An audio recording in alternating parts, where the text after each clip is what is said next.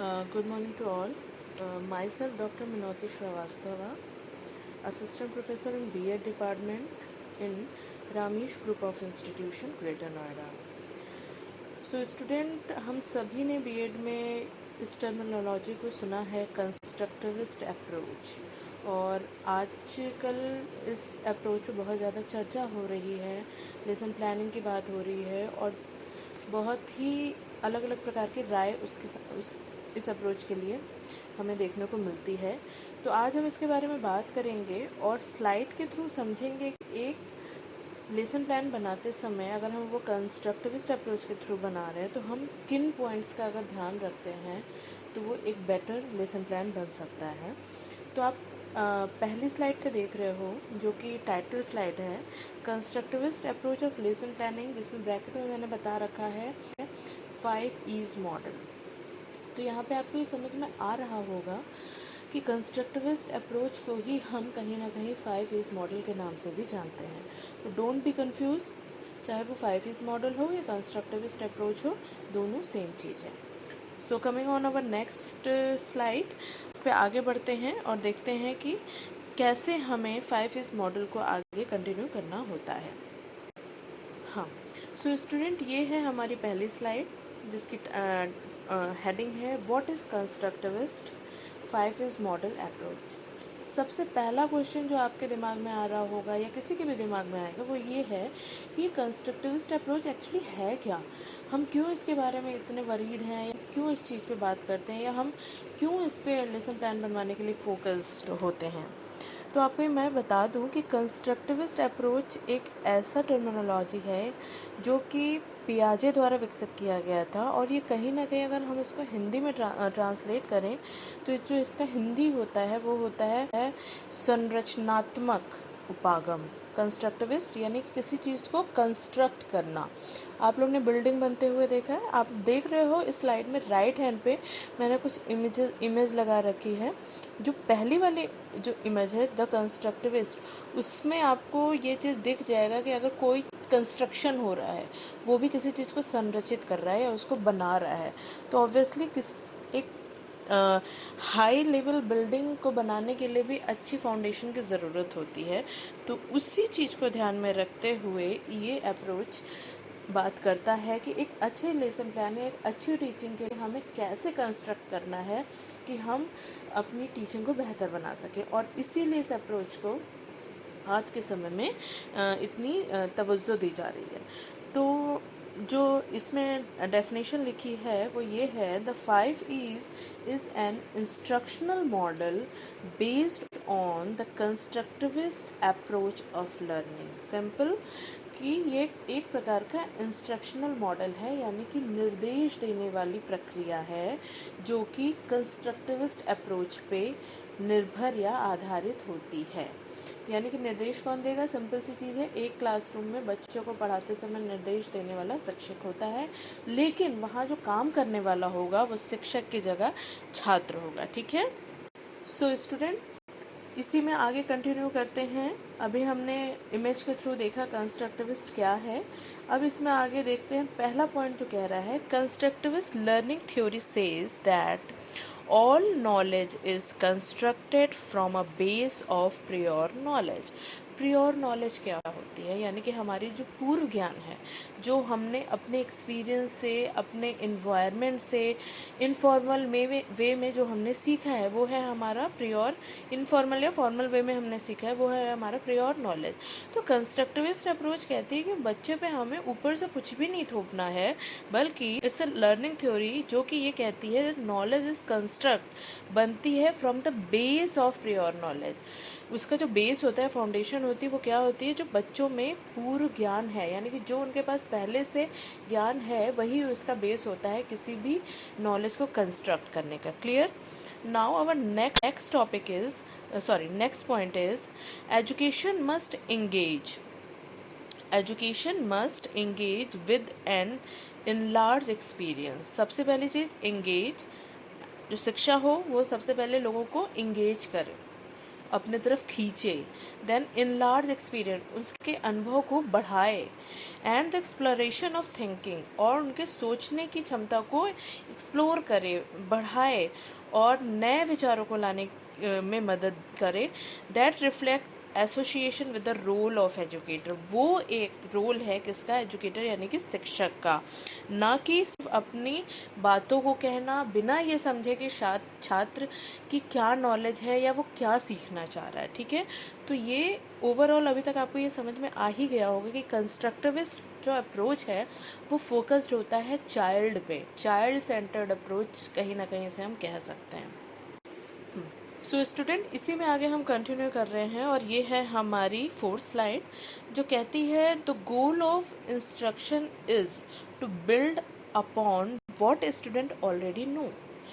जो इंस्ट्रक्शन, जो भी निर्देशन का हमारा उद्देश्य है वो ये होना चाहिए, सबसे पहले ये जानो कि बच्चा क्या पहले से जानता है, and to allow them to gain a deeper understanding of reality, और उसको हमें ऐसी सुविधा प्रदान करनी चाहिए, ऐसा एटमॉस्फेयर प्रदान करना चाहिए जहाँ पे वो रियलिटी यानी कि जो सत्य है, जो जिसे मतलब जिसे वो समझ सकता है, उसकी डीपर अंडरस्टैंडिंग को वो खुद से समझे।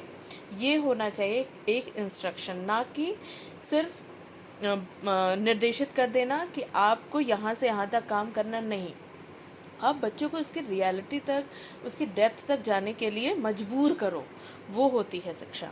ठीक है, इसी में जो दूसरा पॉइंट हम देख रहे हैं वो है according to Andrew Gracey the characteristic of constructivist classroom are as follows. अब हम देखेंगे कि कंस्ट्रक्टिविस्ट जो क्लासरूम होती है, अभी तक तो हमने अप्रोच जाना कि एग्जैक्टली है क्या, तो अब हम ये देखेंगे कि जो उसकी क्लासरूम होगी, जैसे सपोज आप भी टीचर बनने वाले हो, हम सब टीचिंग करते हैं, तो हमें अपनी क्लासरूम में कैसे उसकी खूबियों को डालना चाहिए, उसमें कैसे चेंजेस लाने चाहिए। ठीक है, ओके। सो स्टूडेंट, यहाँ पे हम देख रहे हैं हमारे पास 6 पॉइंट हैं। 6 पॉइंट ये वो पॉइंट हैं जो कि कैरेक्टरिस्टिक्स ऑफ कंस्ट्रक्टिविस्ट क्लासरूम है। एक टीचर अगर कंस्ट्रक्टिविस्ट अप्रोच से पढ़ा रहा है तो उसे इन पॉइंट्स को ध्यान में रखते हुए अपनी एक्टिविटी प्लान करना चाहिए, अपना लेसन प्लान करना चाहिए। तो जिसमें सबसे पहली कैरेक्टरिस्टिक्स है वो क्या है? The learner are actively involve. Learner कौन है? लर्नर यानी कि स्टूडेंट। आप कोई भी टॉपिक पढ़ा रहे हो तो आपको ये ध्यान में रखना है कि बच्चे उसमें इन्वॉल्व हों, वो भी एक्टिवली, उनका पूरा योगदान होना बहुत ज़रूरी है अच्छी क्लास के लिए। दूसरा point, the environment is democratic. जो भी आपका वातावरण हो वो लोकतांत्रिक हो। लोकतांत्रिक यानी सबके लिए समान, सबके लिए हर चीज़ कॉमन, कोई भी क्वेश्चन कर सकता है, कोई भी आंसर दे सकता है। ऐसा नहीं कि सिर्फ शार्प स्टूडेंट ही आंसर कर रहे हैं, जो कम शार्प हैं या जो जल्दी नहीं सीख पाते, स्लो लर्नर होते हैं, उनको भी आप समान मौका दोगे। तो इन्वायरमेंट जो होना चाहिए क्लासरूम का वो डेमोक्रेटिक होना चाहिए। थर्ड पॉइंट हम देख रहे हैं the activities are interactive and student centre. आ गई ना वही बात जो मैंने अभी बोली कि जो भी आप एक्टिविटी करा रहे हो वो स्टूडेंट के इर्द गिर्द घूमनी चाहिए, यानी कि उसमें स्टूडेंट अपना पूरा योगदान दे और इंटरैक्टिव हो, उसमें बच्चे एक तरह से इन्वॉल्व हों, अपनी तरफ से कुछ एफर्ट डालें, वैसी एक्टिविटी को आप प्लान करोगे। ठीक है, फोर्थ पॉइंट हम देख रहे हैं the teacher facilities a process of learning in which students are encouraged to be responsible and autonomous।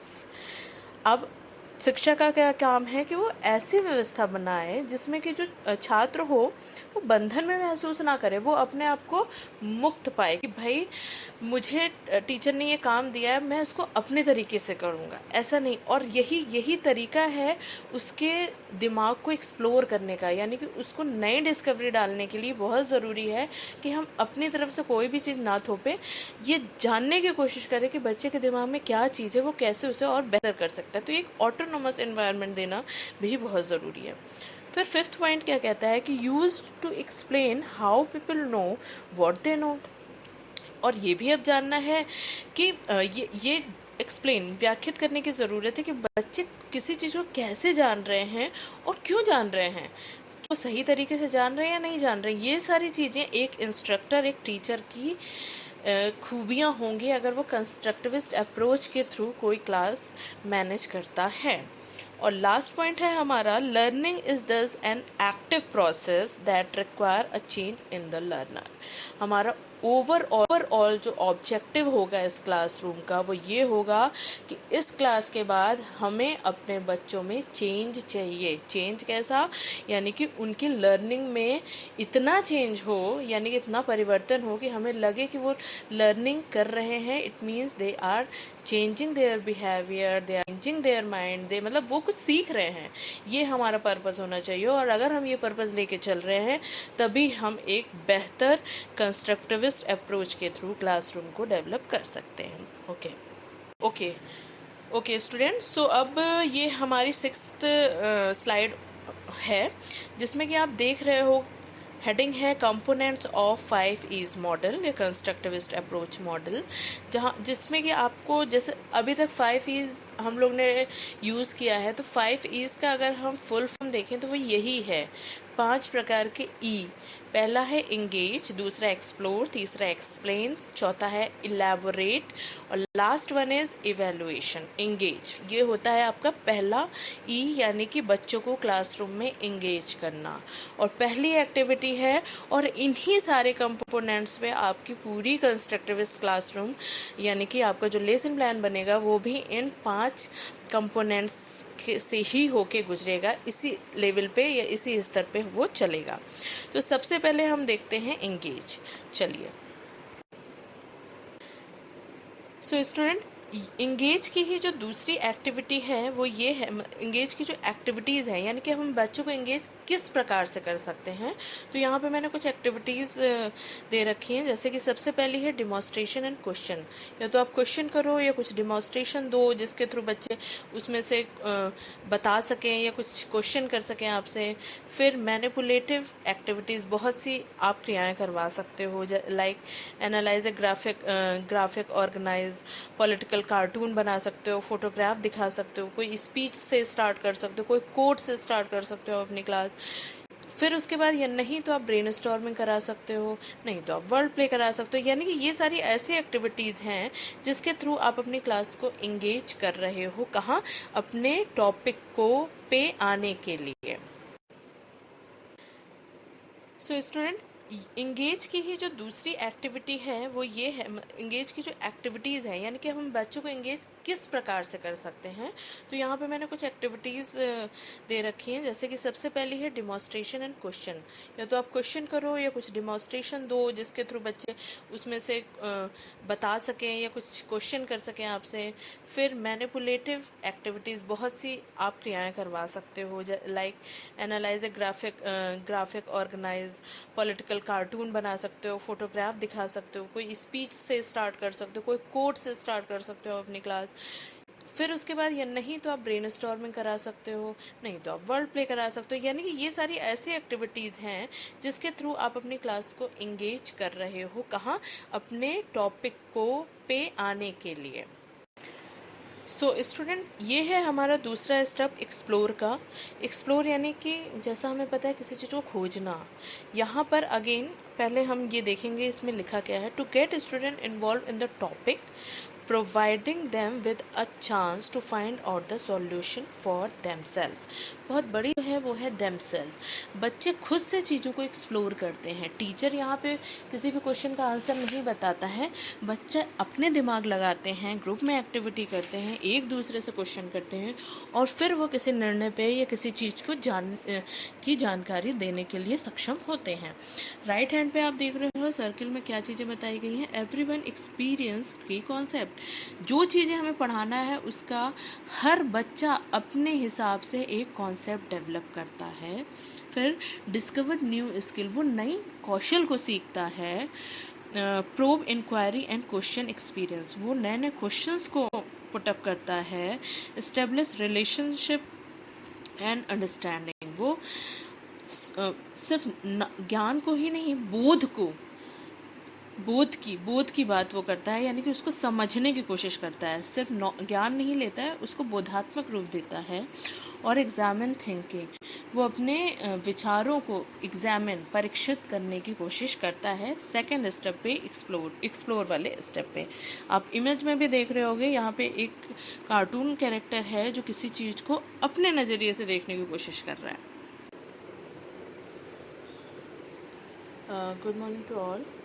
Myself Dr. Minoti Shrivastava, Assistant Professor in B.Ed Department in Ramesh Group of Institution, Greater Noida.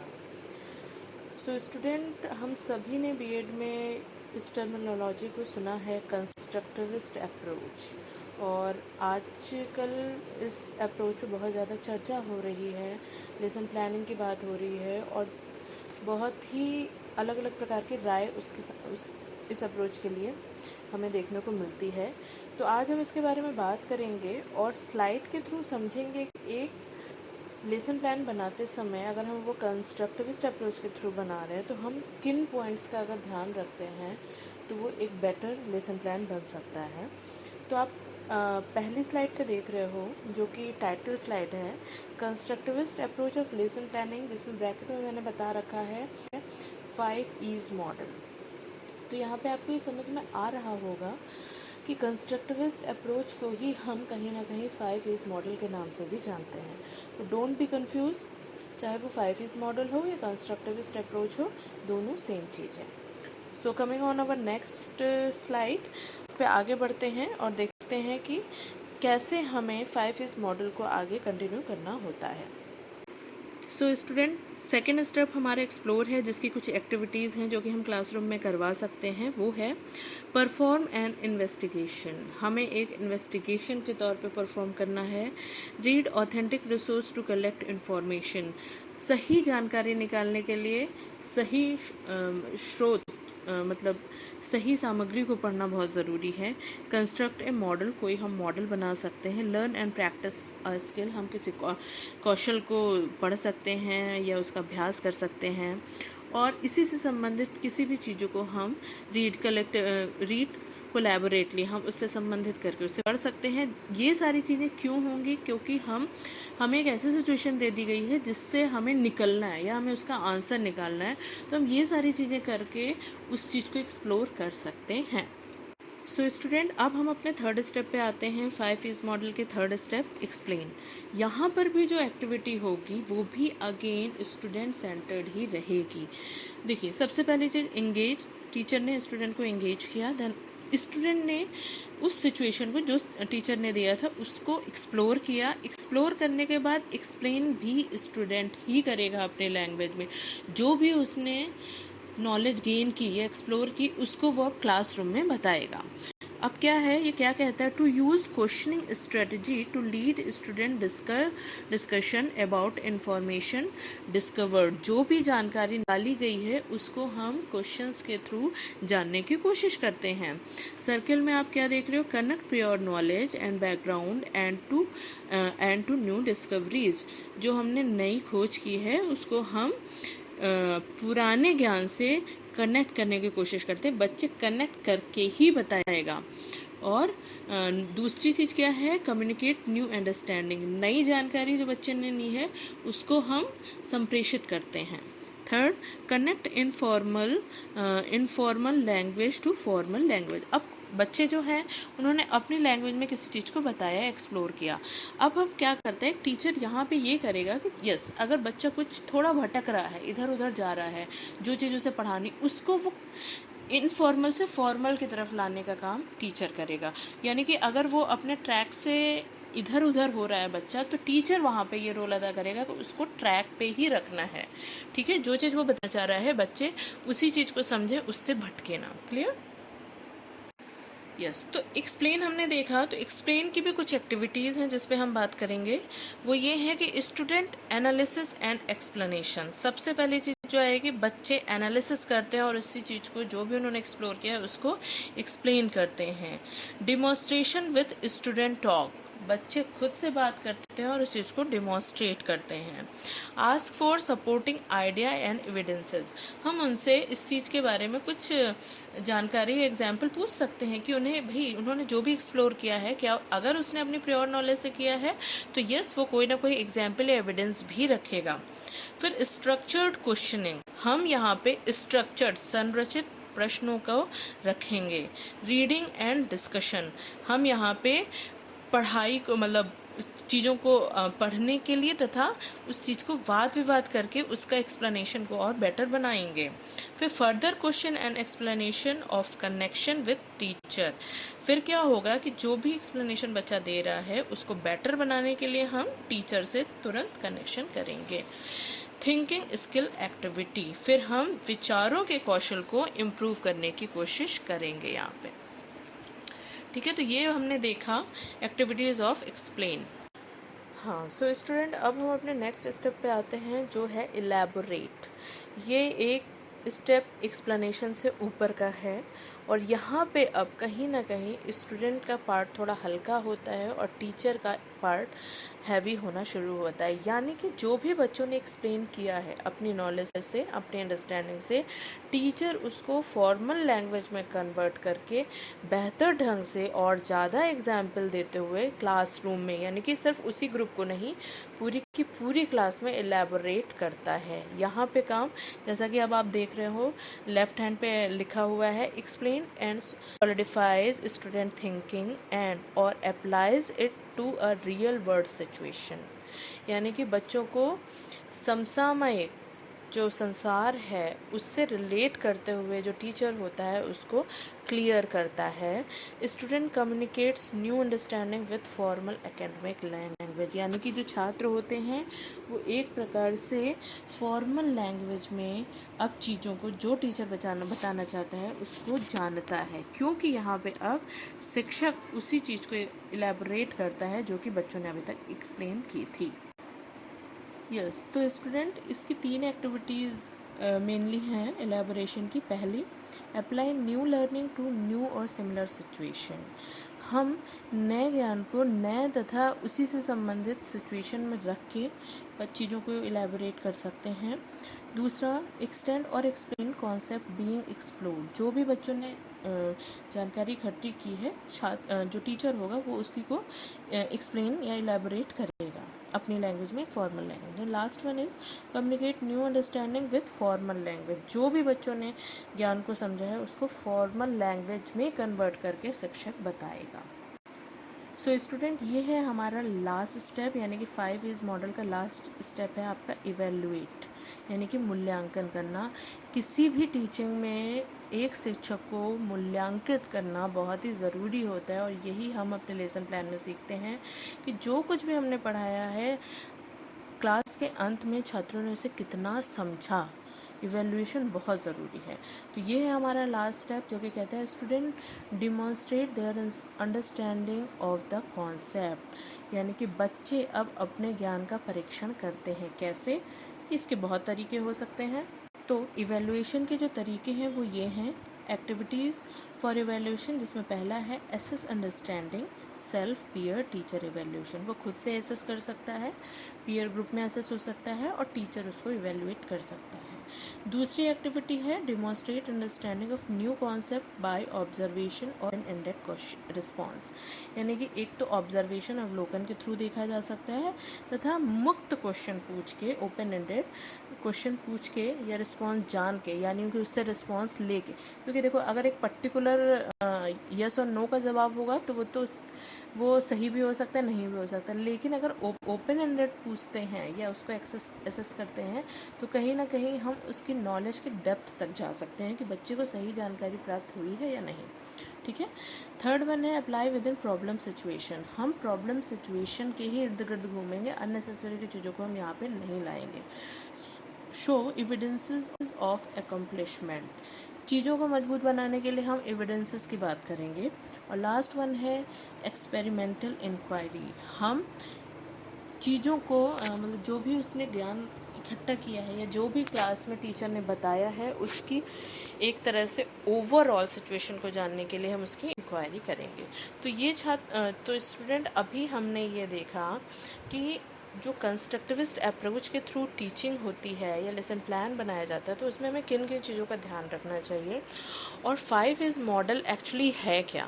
ये 5 step है जिस पे 1 bye 1 होके एक teacher और छात्र गुजरता है और लास्ट में वो अपने आप को इवेलुएट करता है और ओवरऑल क्लास को फीडबैक देता है।